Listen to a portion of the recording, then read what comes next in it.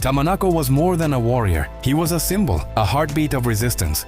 A leader who stood unshaken in the face of Spanish conquest, choosing to fight for freedom when submission would have meant survival. In the 16th century, when Venezuela's valleys were drenched in the blood of the enslaved and the soil screamed under colonial boots, Tamanaco rose from the Mariches people like a thunderclap, defiant, proud, and unbreakable.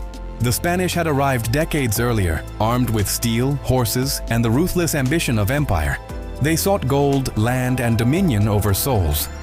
To them, the indigenous tribes of Venezuela were obstacles to be erased. But Tamanaco refused to be erased. His name would echo across centuries, not just because of how he fought, but because of how he lived and died for a people who refused to be broken. Born in the fertile valleys surrounding Lake Tacarigua, modern-day Lake Valencia, Tamanaco was raised amidst stories of the earth's sacred spirits, the wisdom of ancestors, and the brutal reality of conquest. By the time he became a leader of the Mariches, the Spanish had already razed villages, enslaved thousands, and built a brutal system of encomiendas, forcing indigenous people into backbreaking labor under the guise of Christian salvation. Tamanaco saw through the lies. As sacred lands were defiled, and as children were taken from their parents to be raised under the cross instead of the sun, his people whispered stories of lost hope. But Tamanaco became the fire that rekindled it. In 1570, after witnessing continued Spanish aggression, Tamanaco united not just his Mariches tribe, but formed a broader alliance with other indigenous groups in the region. He knew that only together could they challenge the military might of the Spanish. With sharpened spears, painted bodies, and war chants echoing through the jungles, his warriors launched a series of coordinated attacks on Spanish outposts. The Spanish, accustomed to swift victories, were stunned. This wasn't a scattered rebellion, it was a movement, a coordinated, intelligent resistance led by a man who understood both strategy and symbolism. Tamanaco's forces used guerrilla tactics, striking by night, disappearing into forests, leveraging the terrain, and always staying one step ahead of the invaders. For over a year, Tamanaco waged war against the Spanish, and for a moment, it seemed as though the tide might turn. But the empire was relentless.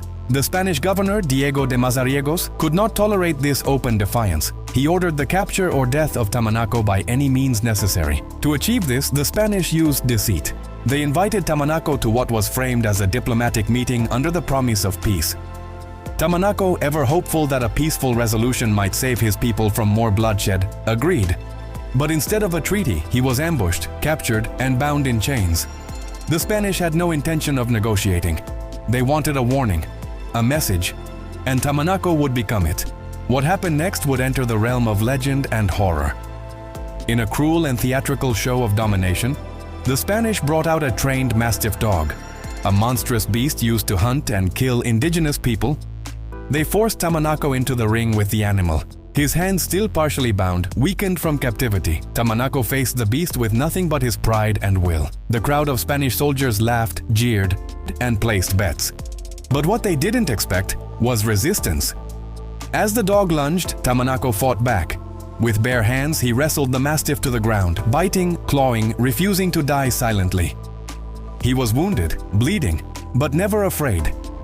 His final cries were not of pain, but of defiance. According to legend, even in death, Tamanaco tried to speak. His mouth full of blood and dirt, his eyes still burning with fire. The Spanish silenced him that day, but they couldn't kill his spirit. Tamanaco became a martyr, a legend etched into the memory of the land. For centuries after, Venezuelans would speak his name in reverence. Streets, cities, and statues were built in his honor. And though colonization would go on to devastate indigenous cultures across the Americas, stories like his reminded people that not all bowed before the sword. Tamanaco's fight was never just about territory, it was about dignity, about the right to exist without chains, without foreign gods forced upon him, without names he didn't choose. He stood for all those who couldn't. For every village burned, for every child taken, for every elder silenced, he rose. Today, when we speak of Tamanaco, we do so not just to remember the past, but to reclaim it. His story is not one of defeat, but of endurance. The fact that his name survived the centuries while his conquerors were forgotten, that is resistance, that is legacy. He reminds us that colonizers may build their empires on stolen land, but they can never truly conquer spirit. And though his body fell, his courage seeded generations of freedom fighters, from Bolivar to the revolutionaries of today. Tamanaco's blood runs through the veins of every person who refuses to be told they are less than. His story lives in every act of rebellion, every reclaiming of land, language, and pride.